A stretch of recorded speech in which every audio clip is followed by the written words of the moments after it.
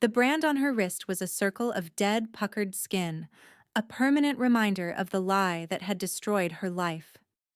It was the mark of a traitor.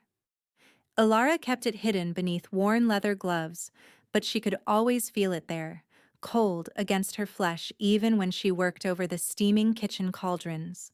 The cold was a constant companion in the northern keep, a fortress of black stone and frozen sorrows that clawed its way into your bones and never quite left. They called her the traitor's daughter. Her father, a respected captain of the guard, had been accused of conspiring against the Alpha King. The accusation came from Lord Valerius, the king's most trusted advisor, a man with a smile as thin and sharp as a shard of ice. There was no trial, just a swift, brutal execution for her parents, and this brand seared into her own skin as a mercy. She was allowed to live, but as less than nothing.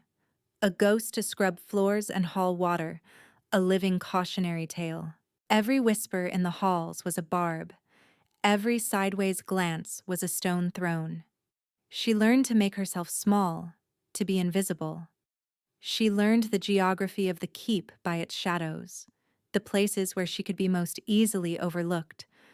Her world had shrunk to the heat of the ovens, the ache in her back, and the gnawing, hollow space in her chest where her family used to be. Resilience wasn't a choice. It was the only thing left after everything else had been burned away. One evening, as a wind that smelled of pine and coming snow howled outside, a royal decree shattered the drone of her existence. The Alpha King, Kalin, required a new servant for his private spire. A collective shudder went through the staff. The king's spire was a place of legend and fear. It was the heart of the keep's sorrow, the place where the Alpha King lived alone with his grief and his beast. No one sent there ever returned the same. Some said they went mad from the silence. Others whispered they were fed to the great wolf that was the king's shadow. It was a death sentence.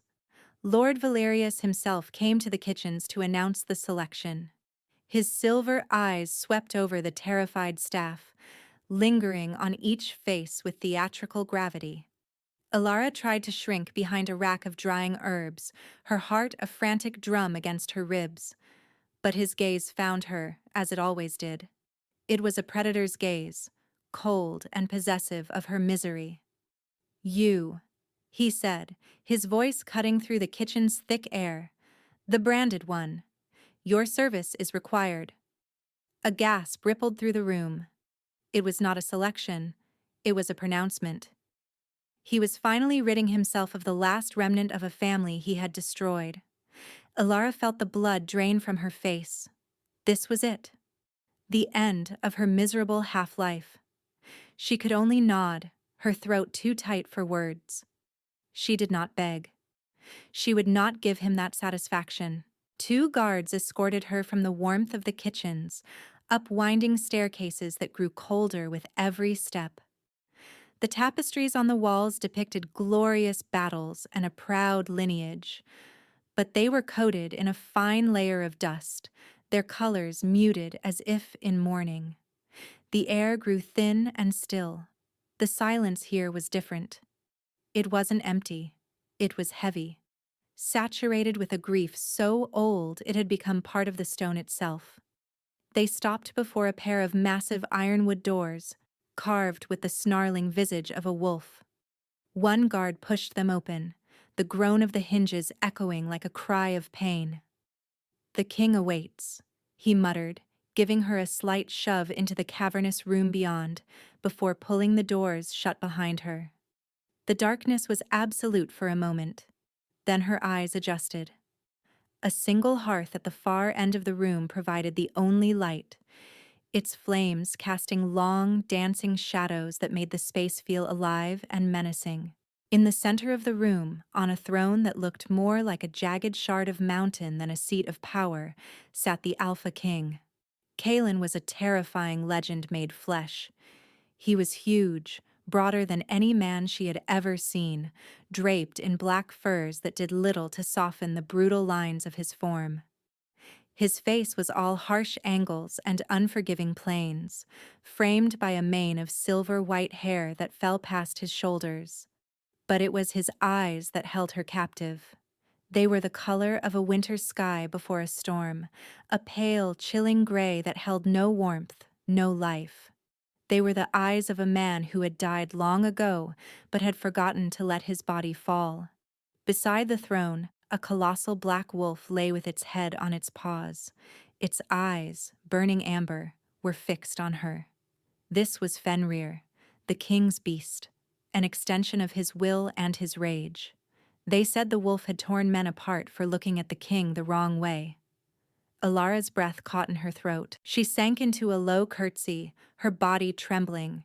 The cold in the room was a living thing, seeping from the stone, from the throne, from the man sitting upon it. "Lord Valerius sends you." The king's voice was a low rumble, like stones grinding together deep underground. It was not a question. "Yes, your majesty," she whispered, her voice barely a thread of sound.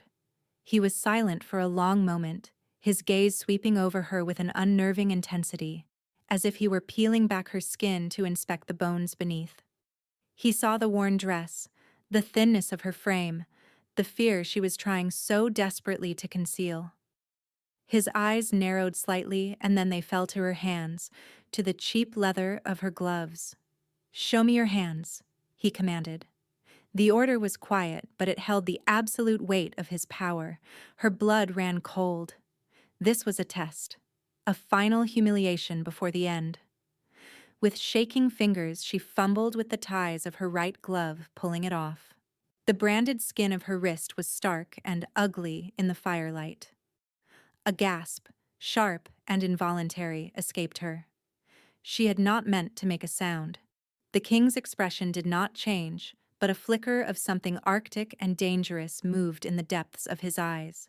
He recognized the mark. He knew what it meant. "A traitor," he stated, the word flat and heavy. He shifted his gaze from her to the great wolf at his side. A silent command passed between them. The beast rose to its feet, a low growl vibrating in its chest. It was the sound of imminent death. Fenrir was enormous, his shoulders level with her waist, a creature of pure muscle and predatory grace. "Deal with it," Kalen said, his voice devoid of any emotion. He turned his head, looking away into the fire as if she were already dead, a piece of trash to be disposed of. This was it. Alara closed her eyes, a single tear tracing a cold path down her cheek. She thought of her mother's smile, her father's strong hand. She would see them soon. The wolf padded silently across the stone floor. She could feel its heat, smell the scent of pine and cold fur. She braced for the crush of jaws, the tearing of flesh. But it never came. Instead, she felt a wet nose nudge gently against her branded wrist. Her eyes snapped open. The great beast, Fenrir, was not snarling. His amber eyes were soft, filled with a strange, mournful light. He whined, a low, sad sound deep in his throat, and licked the ugly scar. Then, to her utter astonishment, the fearsome wolf of the Alpha King lay down at her feet, rested its massive head on her worn boots, and sighed. The silence in the room stretched, thick and incredulous. Alara stood frozen, her heart hammering against her ribs not with fear, but with a dizzying, impossible confusion. She stared down at the wolf, then up at the king. Kalen had turned back from the fire. For the first time, his mask of cold indifference was cracked. His pale eyes were wide, fixed on the scene before him. He was staring at her, truly seeing her, as if she had suddenly burst into flame. The most powerful man in the world, the cold, grieving king, looked utterly shocked. He had commanded his beast to kill her, and it had laid down at her feet instead. The king rose from his throne. The movement was fluid, silent for a man of his size. He stalked towards her, his presence a physical force that pushed the air from her lungs. He stopped just a few feet away, his shadow engulfing her. His gaze dropped to the wolf at her feet, then rose again to her face. He was searching for something, some explanation for the impossible. "What are you?" he asked, and for the first time his voice was not just cold stone. There was a raw edge to it, a crack in the glacier. It was a sound of disbelief, of a long dormant curiosity stirring to life. Alara had no answer. She was nobody. The trader's daughter, a ghost in the halls. But the king's wolf seemed to think she was something more. And in the face of the Alpha King's stunned confusion, a tiny, forgotten seed of hope began to tremble in the frozen soil of her heart. Kalen did not send her away. He did not have her executed. Instead, he did something far stranger. He had her moved into a set of chambers within the spire itself, adjacent to his own. They were rooms that had been sealed for centuries, thick with the dust of forgotten time. He ordered them cleaned, furnished, and warmed. He established a rule, a boundary spoken in his cold, distant voice. "You will remain here. My beast is intrigued by you. You are here for his sake, nothing more. Do not speak to me unless spoken to. Do not seek me out. You are a curiosity, not a guest." The words were meant to sting, to put her back in her place. But they were a reprieve. She was alive. She had a warm bed and food delivered by a silent servant who refused to meet her eyes. And she had the constant companionship of Fenrir. The great wolf was her shadow, following her from room to room, lying at her feet when she sat by the fire, resting his head in her lap. His presence was a silent, powerful declaration that contradicted his master's cold words. The days fell into a strange, quiet rhythm. Alara spent her time exploring the dusty library of the spire, reading ancient texts of history and lore. She learned that Kalen had ruled for over 500 years. He was the last of his line. His mate, Queen Lyra, and their young pup had been murdered in this very spire centuries ago, a betrayal from within his own court. The grief had shattered him, encasing his heart in ice. He had not been seen to smile or show any warmth since. He held true to his word, keeping his distance. She would see him sometimes, a fleeting shadow in a corridor, or a still figure staring out a window at the snow-dusted peaks. He looked like a monument to sorrow. But despite his commands, intimacy crept in through the cracks of their shared silence. One night she woke shivering, the fire in her hearth having died to embers. She curled into a tight ball beneath the thin blankets, the deep chill of the stone walls seeping into her. A few moments later, the embers in the hearth glowed, then burst back into a roaring fire, bathing the room in warmth. She sat up, her eyes wide. There was no one there. But she felt it. A flicker of immense power, a will exerted on the world. He had been aware of her discomfort. He had helped her, from a distance. Another afternoon, while walking in the small walled garden of the spire, she found a fledgling with a broken wing. It chirped pitifully on the frozen ground. Without thinking, Alara scooped it up, cradling it in her hands. She tore a strip from her worn sleeve to fashion a crude splint, her fingers moving with a gentle certainty she didn't know she possessed. As she worked, she felt a strange warmth pool in her palms, a tingling sensation that seemed to soothe the frantic trembling of the tiny creature. She did not know the king was watching from an upper window. He saw the concentration on her face, the innate gentleness in her touch. He saw the way Fenrir watched her, his tail giving a slow, steady thump against the flagstones. He was seeing past the brand, past the label of traitor Valerius had placed on her. He was seeing a strength, a quiet kindness that had somehow survived a lifetime of cruelty. It was a light in the suffocating darkness of his world, and it both fascinated and terrified him. She began to see past his mask, too. One evening, drawn by a sound, she peered through a crack in the library door. He was standing before a large, shrouded portrait. His back was to her, but his shoulders were slumped. his posture radiating a pain so profound it was a physical presence in the room. He reached out a hand, his fingers tracing the shape of a face beneath the cloth, and a sound escaped him. Not a word, but a raw, broken exhalation of loss. It was the sound of a wound that had never healed. In that moment, he was not the terrifying Alpha King. He was just a man, hollowed out by grief, drowning in an ocean of memory. Her heart ached for him, an emotion she had no right to feel. Fenrir became the bridge between their two solitudes. The wolf would often leave her side to go to his master, then return a few moments later, as if carrying messages of silent reassurance. Sometimes he would nudge her hand, then look pointedly toward the king's study. Hesitantly, she began to follow.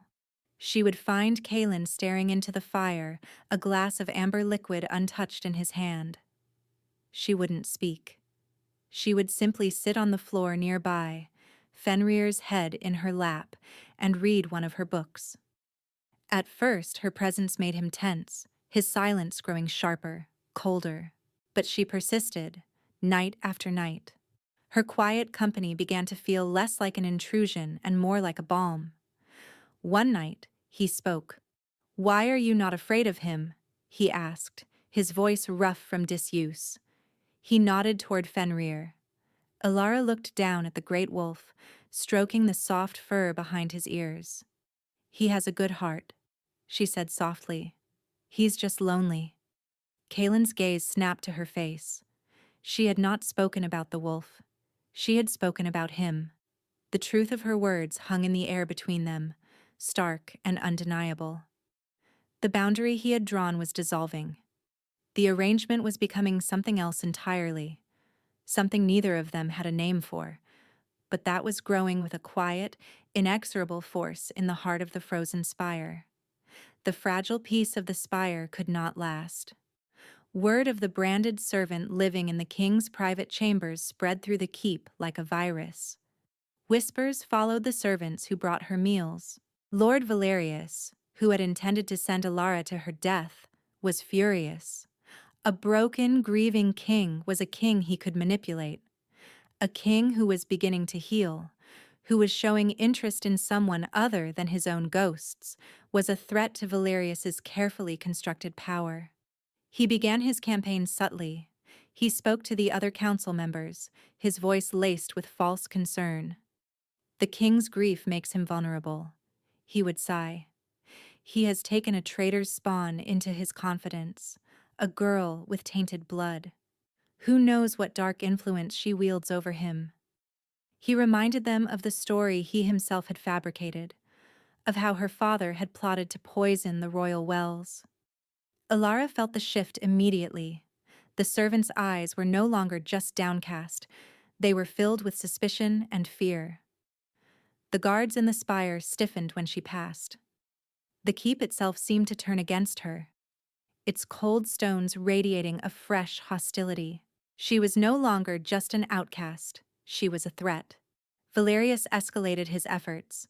A precious artifact, the winter moon pendant, a relic belonging to Kalen's murdered queen, vanished from its display case in the royal gallery. A frantic search was conducted. 2 days later, it was found by a guard loyal to Valerius, tucked beneath the mattress of Alara's bed in the spire. She was dragged from her chambers, her protests lost in the clamor of accusation.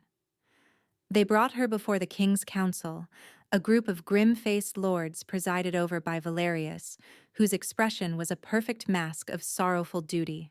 "The evidence is undeniable," Valerius announced, holding up the pendant. "The traitor's blood runs true. First, her father sought to destroy this kingdom. Now, the daughter desecrates the memory of our lost queen. She is a viper we have foolishly warmed at our hearth." Alara stood before them, her hands bound, her heart a block of ice in her chest. "I didn't do it," she pleaded, her voice shaking. "I would never. I swear it." Her eyes sought Kalen. He stood at the edge of the council chamber, his face an unreadable mask of stone. He had been silent throughout the proceedings. Fenrir was at his side, a low growl rumbling in his chest, his amber eyes fixed on Valerius. "Your Majesty," Valerius said, turning to him, "you see now the folly of your compassion. This creature must be dealt with. She has proven her nature. The law demands her life." The chamber was silent, every lord waiting for the king's judgment. Ilara's world narrowed to Kaelin's face. She saw the conflict in his eyes. He was torn between the word of his most trusted advisor, the man who had been at his side for centuries, and the quiet truth he had begun to feel in the spire. The evidence was damning. Her past, a lie he had never questioned, was damning. "What do you have to say for yourself?" Kaelin's voice was cold again, the fragile warmth of their shared evenings gone, frozen over by duty and doubt. Ilara lifted her chin. If she was to die, she would die with the truth on her lips. "I am not a thief, and my father was not a traitor," she said, her voice clear and steady despite the terror coiling in her gut. "Lord Valerius is the liar." A collective gasp went through the council. Valerius laughed, a short, sharp bark of derision. "The desperation of the guilty. Your Majesty, she insults your most loyal servant. This cannot be borne." Kaelin's gaze remained on Ilara. He was reading her, searching her face, her soul, for the lie. She met his gaze without flinching, pouring all of her desperate innocence into that one look. "Please," her heart screamed, "believe me." For a moment she thought he did. A flicker of something, doubt in Valerius, faith in her, crossed his features. But then he looked at the pendant in Valerius's hand, a painful reminder of the wife he had lost. The wound was too deep, the old grief too powerful. The past had more weight than the present.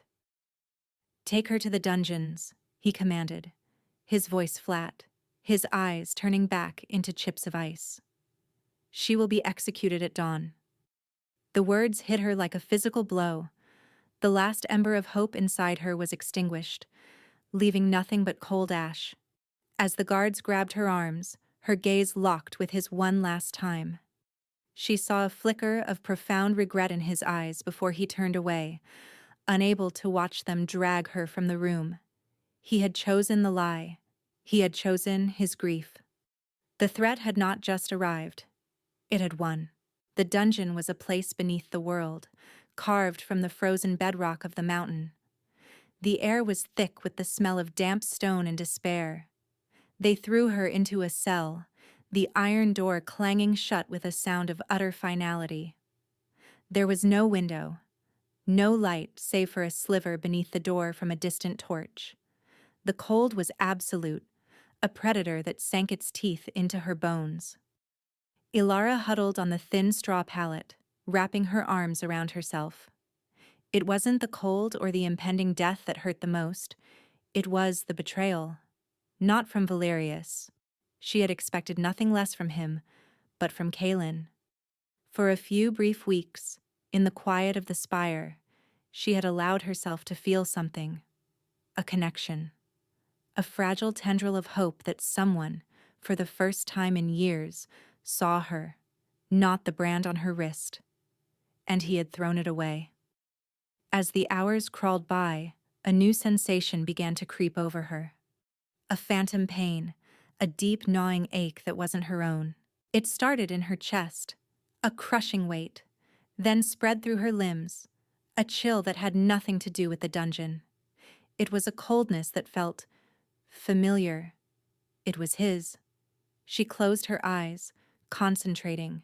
She could feel him, not as a thought, but as a presence at the edge of her senses. A nascent bond, forged in the silent evenings and strengthened by Fenrir's devotion, was now transmitting his agony directly to her. He was in pain, not just the emotional pain of his choice, but a sharp physical torment. Something was wrong, terribly wrong. In the king's chambers, Kaelin had collapsed. He'd dismissed the council and retreated to his solitude, the image of Ilara's betrayed face burning in his mind. He had picked up the winter moon pendant, his thumb tracing its familiar curves, when the first spasm hit him. It was a vicious, crippling pain that started in his gut and spread like wildfire. He dropped the pendant, a gasp tearing from his throat. Another wave hit him, stronger this time, and a blackness crept at the edge of his vision. A strange, unnatural cold was flooding his veins, a cold that felt chillingly familiar. It was the same sensation he remembered from centuries ago, from the day he'd found his mate and pup. Gone. Poison. Valerius entered the room without knocking. He was not wearing his customary mask of servile concern. His face was alight with triumph. "Ah," he said, his voice smooth as silk. "It seems the toxin is faster than I anticipated. I coated the pendant, you see. A clever touch, don't you think? Using your own grief to deliver the killing blow." Kalen stared at him, shock warring with the agony ripping through him. "You," he rasped, trying to push himself up, but his limbs wouldn't obey. "It was you. All along." "Of course it was me," Valerius sneered, stepping closer. "Lyra was too sentimental. She wanted peace, alliances. She was making you weak. I corrected that. And just when you were finally sinking back into your useful, controllable despair, that little branded whelp started to pull you out. I couldn't have that." Kalen's immense power was useless, turned against itself by the arcane poison. The cold was crystallizing in his blood. He could feel his life slipping away. His last thought was of Alara, her honest eyes, her quiet strength. He had condemned his only hope to death. In the dungeon, the pain radiating through the bond intensified until Ilara cried out, clutching her own chest. She knew, with a certainty that defied all logic, that he was dying. Valerius had not just framed her, he had used the opportunity to strike at the king. A frantic energy surged through her. She would not let him die. She would not let that monster win. She scrambled to the cell door, pounding on the cold iron. "Guards! Help! The king is in danger!" Her only answer was a distant, cruel laugh. Panic gave way to a strange, fierce calm. She had to get to him. The need was a fire in her blood, overriding everything else. She didn't know how, only that she must. As her desperation reached its peak, a sound echoed from the far end of the corridor. A furious, guttural snarl followed by the crash of splintering wood and the screams of men. Heavy, frantic paws pounded down the stone hallway. A massive black form materialized out of the gloom and slammed against her cell door. Fenrir. He threw his weight against it again and again, the iron groaning in protest. With a final, ear-splitting crack, the lock shattered and the door flew open. The great wolf nudged her urgently, whining, his amber eyes wild with fear for his master. He knew. He was her guide. She didn't hesitate. She ran, following the wolf through the deserted corridors of the keep. The bond was a beacon, pulling her, guiding her through the maze of stone. It was also a clock, each fading pulse telling her how little time was left. The king's life was guttering like a candle in a storm. She could feel his despair, his regret. It fueled her flight. She burst into his chambers to a scene of triumph and death. Kalen lay on the floor, his skin turning a waxy, marble white, his breath coming in shallow, frosty puffs. The vibrant silver of his hair seemed dull, his powerful form diminished. Valerius stood over him, a ceremonial dagger in his hand, savoring his final victory. It's over, old wolf," Valerius whispered, raising the dagger. "The North has a new master." "No!" Alara's voice was a raw cry. Valerius spun around, his face a mask of fury and surprise. "You? How?" Fenrir snarled from the doorway, barring any escape. Valerius's shock quickly morphed into a cruel smile. "It matters not. You can watch him die, just as your parents did. A family reunion in the afterlife." He turned back to the king, plunging the dagger down toward his heart. Time seemed to slow. Ilara didn't think. She acted. She threw herself forward, covering Kaelin's body with her own, a desperate, hopeless shield. She squeezed her eyes shut, waiting for the blade to pierce her back. But instead of pain, there was a blinding flash of light. The moment Valerius's taunt about her parents left his lips, something inside her broke. The grief, the injustice, the years of pain, and the fierce, desperate need to protect the man beneath her. It all converged. The warmth she had felt when tending the bird erupted into a furnace. She slammed her hands down on Kaelin's frozen chest, not to shield him, but to hold on, to refuse to let him go. A torrent of pure, golden light exploded from her palms. It was the color of summer dawn, of liquid sunlight, and it was intensely hot. The light engulfed Kaelin's body, the unnatural ice in his veins hissing and steaming as it was burned away. It blasted outward, striking Valerius and throwing him across the room, where he crashed against the stone wall. The power was overwhelming, a river that had burst its dam.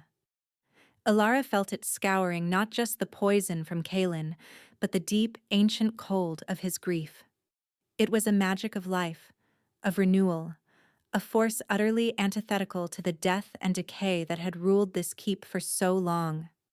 She felt a searing pain on her wrist and looked down. The traitor's brand, the ugly circle of dead skin, was glowing with fiery light before flaking away into dust, leaving behind nothing but smooth, unblemished skin. She was not the traitor's daughter. She was a healer, a life-giver.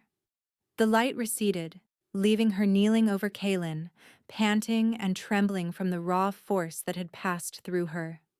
The room was silent save for their ragged breaths and the pathetic groans of Valerius from the corner. Beneath her hands, Kaelin's chest rose and fell with a deep, steady rhythm. Color was returning to his face, warmth radiating from his skin. His eyes fluttered open. The pale winter storm gray was gone. In its place was a clear, brilliant silver like starlight on a clear night. He looked at her, his expression one of pure, unadulterated awe. Ilara. He breathed her name. It was the first time he had ever said it. It sounded like a prayer. The guards, drawn by the commotion and the impossible light, burst into the room. They stopped dead in the doorway, their swords half drawn, staring at the scene. They saw their king, alive and whole. They saw the branded girl, her mark gone, glowing with a faint residual light. And they saw Lord Valerius, crumpled in the corner, the glamour of his authority stripped away, revealing a withered, fearful man. There was no question of what had happened. It was a miracle. One by one, the guards dropped to their knees. Kaelin pushed himself up onto his elbows, his gaze never leaving her face. The cold that had been his constant companion for 500 years, the crushing weight of his loss, was gone. It had been replaced by the warmth of her magic, a warmth that filled the hollow spaces inside him. He saw her now, truly, without the filter of his pain or Valerius's lies. He saw her strength, her kindness, her impossible power. She was the sunrise after a century of night. He reached up, his hand trembling slightly, and cupped her cheek. His touch was not cold. It was warm, solid, and gentle. "You saved me," he whispered, his voice thick with an emotion she had never heard from him before. "I wouldn't let him take you," she replied, her own voice choked with tears of relief. He pulled her closer, his other arm wrapping around her, holding her as if she were the most precious thing in the world. All the boundaries, all the rules, all the carefully constructed walls between them crumbled into dust. He buried his face in her hair, inhaling her scent. "He lied," Kaelin said, his voice a low growl of fury directed at the past. "He took everything from me, my mate, my pup. He tried to take my kingdom, and he tried to take you." He pulled back just enough to look into her eyes, his silver gaze intense and absolute. It ends now. I was a fool. Blinded by a grief he cultivated. I will not make that mistake again. He looked past her, at the kneeling guards. Seize him, he commanded, his voice ringing with its old authority, but tempered with a new clarity. Lord Valerius is a traitor to the crown. He will answer for the murder of Queen Lyra and for his crimes against the house of Arion. He looked at Alara's wrist, at the clean skin where the brand had been, and for his crimes against an innocent family. Justice, swift and final, was delivered. But for Kaelin and Alara, the true reunion was in the quiet that followed. He held her, simply held her, for a long time, the two of them kneeling on the floor of his chamber, Fenrir a warm, solid presence pressed against them both. The world had been remade in a flash of golden light, and they were at its epicenter. Mine, he murmured against her temple, the word a possessive, reverent vow. It wasn't a king claiming a subject. It was a man, saved from the brink of oblivion, claiming his salvation. And in his arms, Alara, the girl who had been called worthless, finally felt like she was home. 3 months passed. The snows of winter began to recede, and for the first time in centuries, the people of the northern lands felt a genuine warmth in the spring sun. It was as if the queen's magic had not only healed the king, but the land itself. Alara was no longer the branded servant. She was Queen Alara, the life-giver, her name spoken with reverence and awe. The story of her power and the king's healing had spread like wildfire, a modern legend that brought hope to a kingdom long shrouded in grief. The keep was no longer a place of shadows and mourning. Tapestries were cleaned, music was heard in the great hall, and the air itself felt lighter. Valerius was gone, his treachery exposed and his name erased from the histories he had tried to rewrite. The council, purged of his sycophants, was now loyal and effective, guided by a king who was fully present for the first time in living memory. But for Alara, the greatest change was not in her title or the deference of the court. It was in the quiet moments. It was waking up not to a cold, empty room, but to the steady warmth of Kaelin's body beside her. It was the way he would look at her across a crowded room, a silent conversation passing between them that no one else could understand. It was the feel of his hand finding hers, his thumb stroking the place on her wrist where the brand used to be. That scar, the symbol of her shame and isolation, had been replaced by a new mark. After the council had formally recognized her as his mate and queen, Kaelin had performed the ancient bonding ceremony. He had marked her neck with a gentle bite, a claim of love and protection, and she had marked him in return. The bond between them was now a tangible thing, a constant current of warmth, strength, and unwavering devotion that flowed both ways.